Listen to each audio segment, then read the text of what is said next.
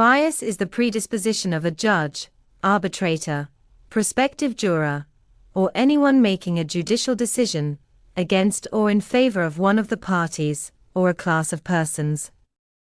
This can be shown by remarks, decisions contrary to fact, reason or law, or other unfair conduct. Bias can be toward an ethnic group, homosexuals, women or men, defendants or plaintiffs, large corporations, or local parties. Getting a hometown decision is a form of bias, which is the bane of the out-of-town lawyer. There is also the subtle bias of some male judges in favor of pretty women.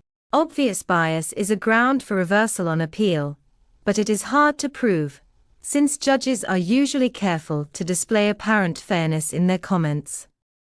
The possibility of juror bias is explored in questioning at the beginning of trial in a questioning process called voir dire.